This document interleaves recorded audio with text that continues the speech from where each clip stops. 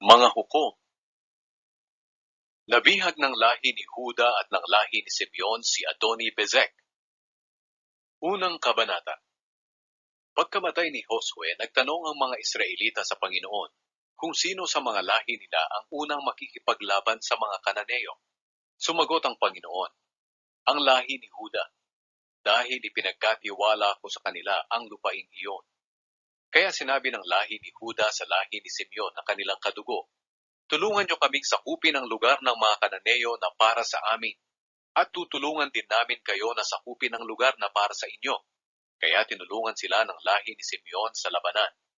Nang lumusob ang angkan ni Huda, pinagtagumpay sila ng Panginoon laban sa mga Kananeo at Perizeo. May 10,000 tao ang napatay nila sa Bezek. Habang nakikipaglaban sila sa Bezek, nakalaban nila roon si Adoni-Bezek, na hari ng lugar na iyon. Tumakas si Adoni-Bezek, pero hinabol siya ng mga Israelita at nahuli. Pinutol nila ang mga hinlalaki nito sa kamay at paa.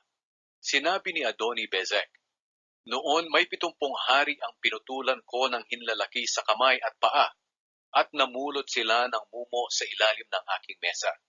Ngayon sinisingil na ako ng Diyos sa ginawa ko sa kanila. At dinala nila si Adoni-Bezek sa Jerusalem, at doon siya namatay. Nilusob ng mga lahi ni Huda ang Jerusalem, at sinakop nila ito. Pinatay nila ang mga naninirahan doon at sinunog ang lungsod. Pagkatapos, kinalaban nila ang mga Kananeo na nakatira sa mga kabundukan, sa Negev, at sa mga kaburulan sa kanluran. Nilusob din nila ang mga Kananeo na nakatira sa Hebron, na noon ay tinatawag na Kiryat Arba, at pinatay nila sina Sheshai, Ahiman, at Talmai. Sinakop ni Otniel ang lungsod ng Debir. Mula sa Hebron, nilusob din nila ang mga nakatira sa Debir, na noon ay tinatawag na Kiryat Sefer. Sinabi ni Caleb, ibibigay ko bilang asawa ang anak kong si Aksa sa lalaking makakaagaw ng Kiryat Sefer. Si Otniel na anak ni Kenas na nakababatang kapatid ni Caleb ang nakaagaw ng lungsod. Kaya sa kanya ibinigay ni Caleb ang anak niyang si Aksa para maging asawa.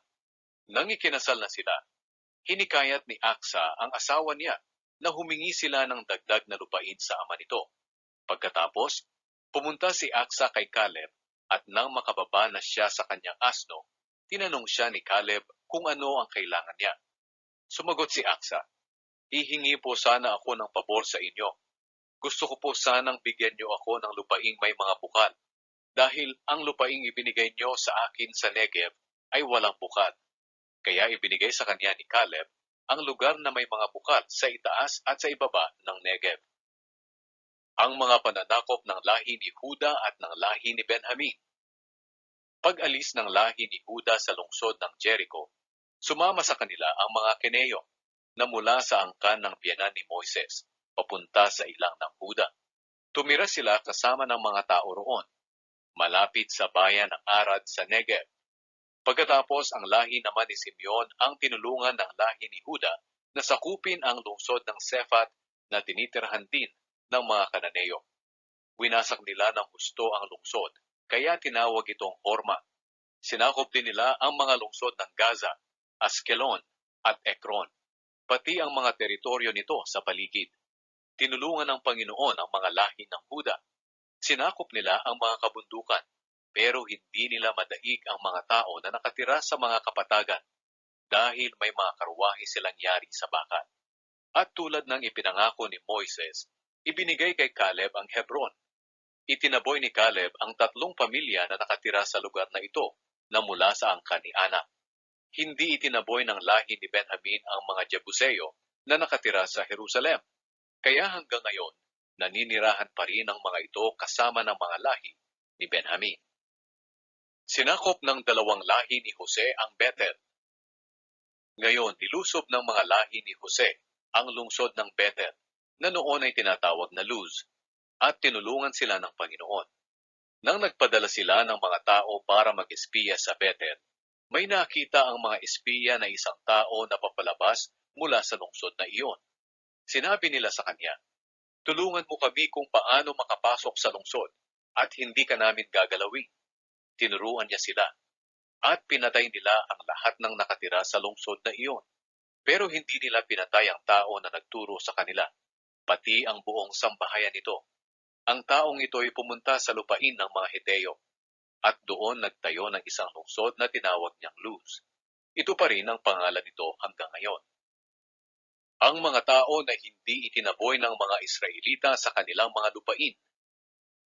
Hindi itinaboy ng lahi ni Manase ang mga nakatira sa Bethshan, Taanak, Dor, Ebleam, Megiddo, at ang mga bayan sa paligid ng mga ito dahil determinado ang mga Kananeo na huwag umalis sa lupain iyon.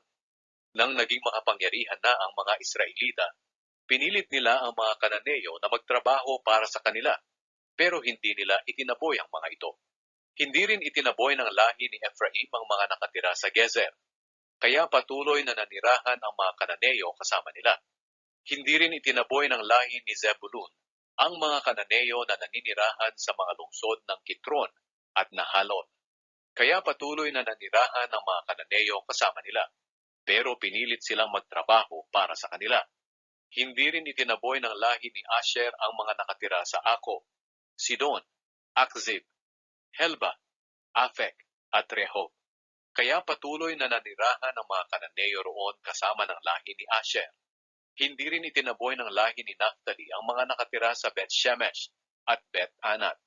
Kaya patuloy na nanirahan ang mga Kananeo kasama ng lahi ni Naphtali, pero pinilit silang magtrabaho para sa kanila. Hindi naman pinahintulutan ng mga Amoreo na tumira sa kapatagan ang mga lahi ni Dan, kaya nanatili na lamang sila sa kabundukan. Determinado ang mga Amoreo na huwag umalis sa bundok ng Heres, Ayalon, at sa Albim. Pero nang lumakas ang kapangyarihan ng mga angkan ni Jose, pinilit nila ang mga Amoreo na magtrabaho para sa kanila. Ang hangganan ng lupain ng mga Amoreo ay mula sa daang paakyat ng Akrabim at paakyat pa mula sa Sela.